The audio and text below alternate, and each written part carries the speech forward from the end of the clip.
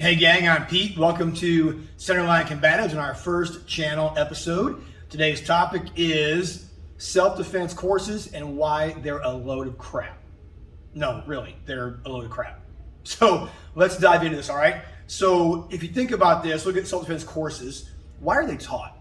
Every time there is an attack in a local city or somewhere, the news crews want to come on, whether it's a child abduction or an attack on a female, and they want to have a local martial arts instructor show a special move on the news that women or children can learn to do if they get attacked so they can get away to safety. So these instructors come on and they show a two-handed front choke or a wrist grab, one hand or two hands, and they show how to get out of that. And there's always 4 or 5 different moves in that combination to get out of that. And they're taught to everybody the same way. So let's look at that a little closer. A two-handed front choke. When does that ever really happen in a real attack?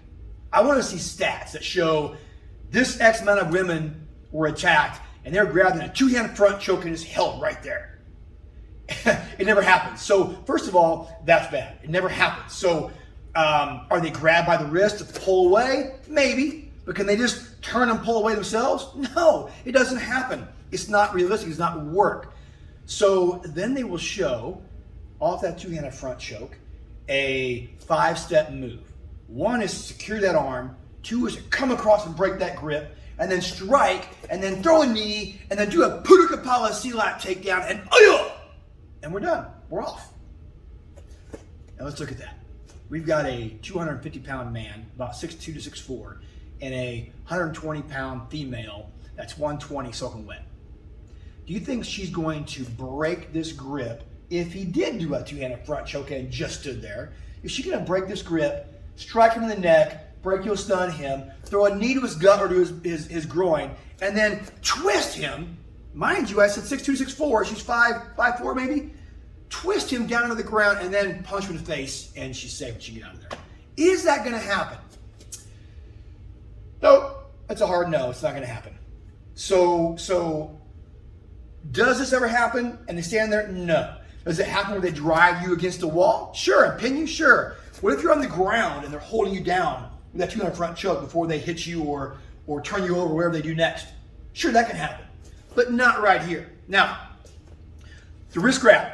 They'll show these wrist grabs. They'll say, what you want to do is you want to turn to have the weakest part of that grip where your finger and thumb do or do not meet. That's the weakest part of your grip. That is true.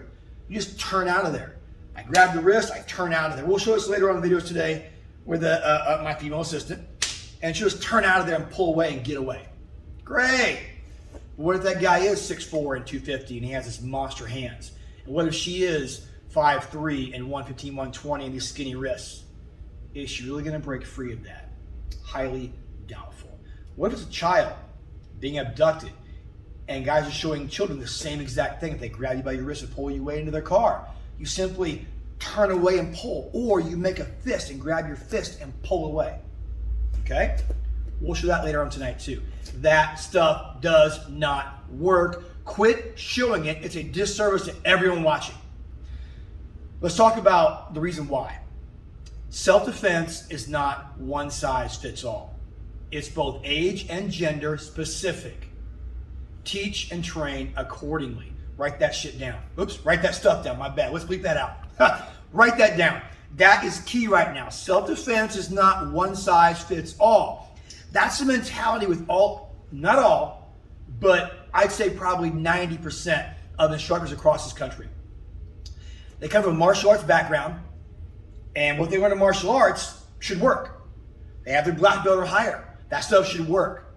So they teach the same way.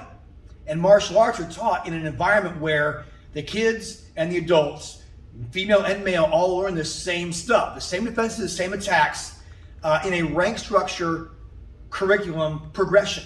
Okay? So it's all the same stuff. And they let you, they're a compliant partner when you teach this stuff and learn this stuff. They're compliant. They let you break free.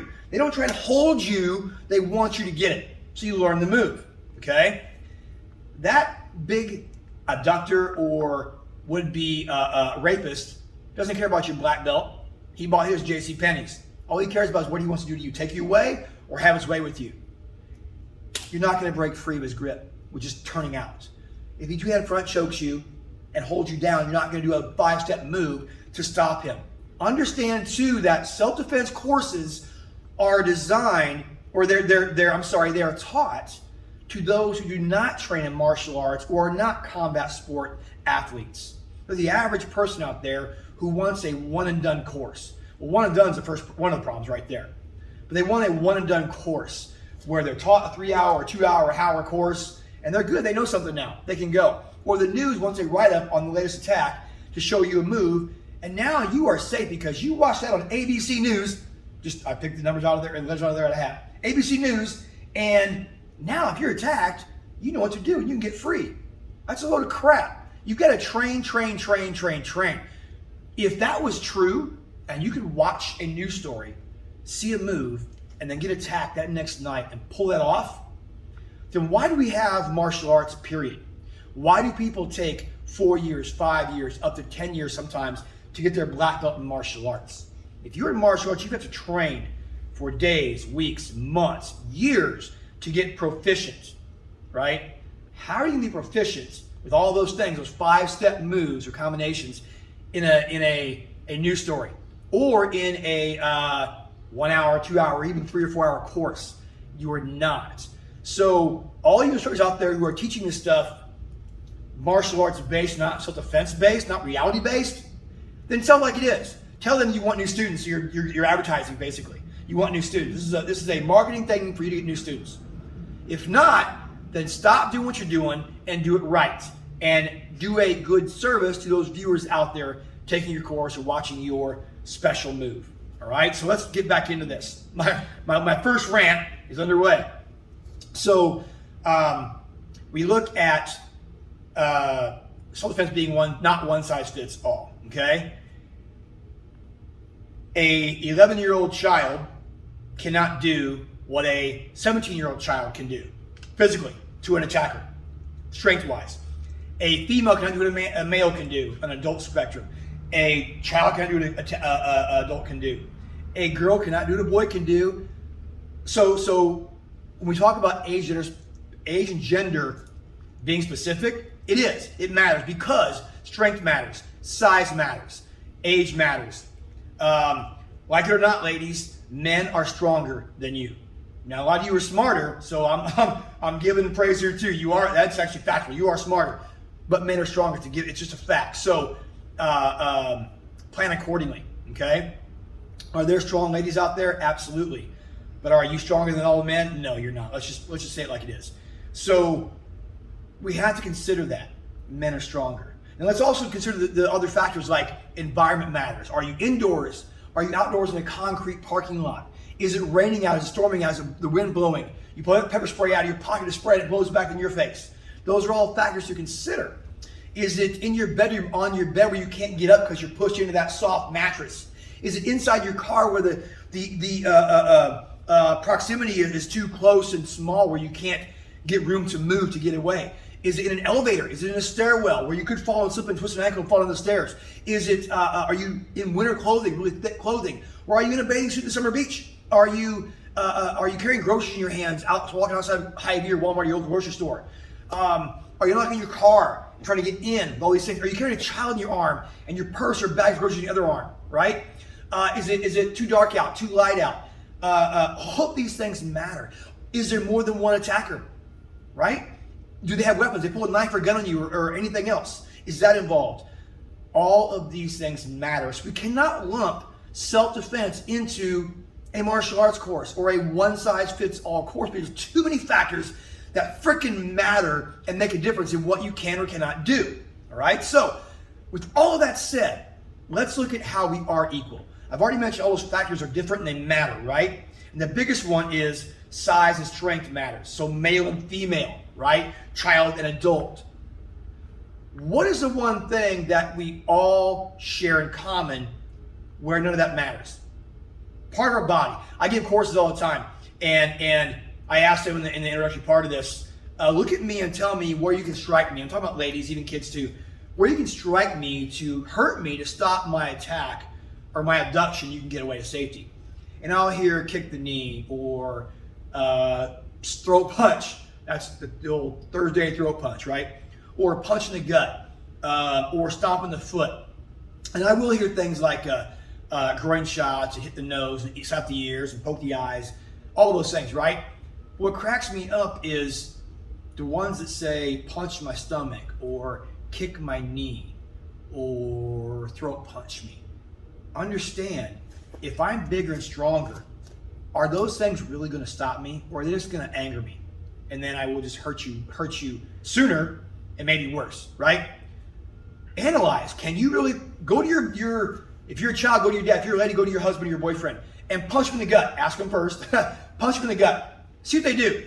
Are you going to stop them? Probably not, considering they're angered and they're in a power trip. You're power trip. They want you. So, will a throat punch work?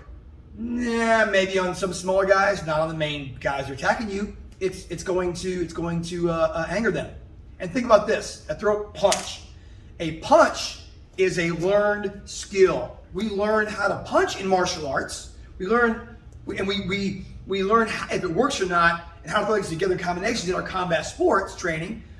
But in self-defense, is this smart? Again, learned skill, months of training.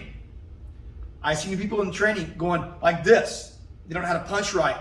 But that shows me that a hammer fist is a natural movement. So we can fight with hammer fists. We can also fight with slaps, fingers, palms, claws, things that will not hurt our fists and not take technical training and months of training to be proficient at. Okay, with me here still? So the eyes, guys, the eyes. All of our eyes are the same. I don't care if you're 11 years old or you're 77 years old, if you're 3'4" and 80 pounds, or you're 6'5" and 285 pounds, right? Your eyes are still the same. That's one area you can strike and do the damage. We'll get into that in a little bit later on. Understand, this is what I see so often. Self-defense course is taught to the masses in a general sense with a martial arts move. If I have you in that two-handed front choke and my eyes are in reach with your fingers, why are you doing 5 moves to take me down to the ground and hi-ya me in the face of the gut and march off?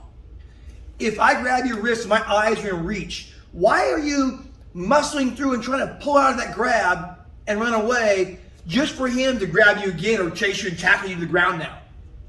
Why are we trying to get away and not stopping the threat with realistic defenses, realistic counters, realistic strikes? Why? All of you not doing that, just stop. Just stop. You're embarrassing. Just stop. Look, I'll share a quick story. A recent story. 3 months ago, I'm in my class teaching kids, and I have a boy that is 60 pounds soaking wet, 9 years old, and he's not very tall at all, about to here, maybe. And we're doing flying side kicks. I'm holding a kick shield right here. And he runs fast. He jumps in the side kick.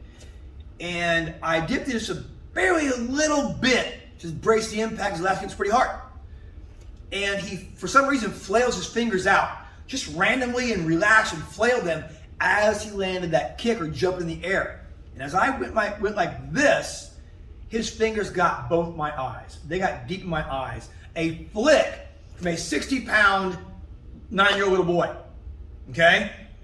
And my reaction, obviously, because I wasn't thinking it was going to come like that, hit me like that, was I yelled, "Ah!" And I turned away, and I could not see. I couldn't open my eyes for a good, 20, 30 seconds or more. When I finally opened the eyes up, I had black blotches all over my eyes. Kind of like a steamed up shower steam mirror when it finally clears up because it blotches, and then it comes clear. That's how my eyes were. And they were I was in a lot of pain. It was excruciating when it hit me. I thought my eyes were done. And when they finally came back so I could see clear, they were still watering, red, painful, and I was a little disoriented. Now, let's look at that. Again, a 60-pound, 9-year-old little boy. Not even intentionally, accidentally flicks his fingers and gets both my eyes. Coming forward. Did that to me.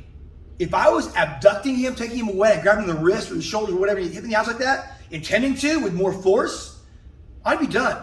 I could not have taken him away. He'd have been free. Had it been a lady I was trying to attack, get in the ground and rape her or just assault her, and she's stronger than that 9-year-old, 60-pound little boy, and she did that, and maybe with nails in her fingers as well, I'd have been done. She could have finished me off. She could have got away, obviously. I could not have finished my assault, my attack on her. Now, either one of those two, the boy or the grown lady, anything else would not have stopped me. A groin kick? That's a very, very close second. But I can still see them. I can still oof and grab if they're still there, right? I can fight that off if I need to. That eye shot, there is no way you're fighting that off, right? Now you might say, yeah, but Pete, what if they're all drunk? Or what if they're on drugs or inebriated and they don't feel pain? Well, true. But the function of what happens to the eye still plays. Maybe I would have felt no pain if I was drunk or on drugs, but my eyes still shut. The clouding, the watering of the eyes still happened. I could not see. That's not going to miraculously be normal if you're under the influence. It's still going to happen. So could I have still finished that attack? No, I could not have. I wouldn't have been in any pain, really. I could have not felt that, but I could not have seen anything. So it still works. The eyes are your, I just went back to that next video right now, right? I kind of just preluded into it. That's all right. The eyes are your number one target. The groin, number two. All the rest, forget, unless you are a longtime martial artist and combat athlete competing on the regular, where you know how to throw punches and hit leg kicks and hit teeps and hit knees and clinch and take them down and all those things, ground and pound. If you are that person, then fabulous. Do some of that stuff if you choose to. To the average person attacking you who has no training, that can work. But the average person out there, the female out there, a child out there, coming to you for instruction, teach them right. And the eyes are their highest percentage chance of survival. Period.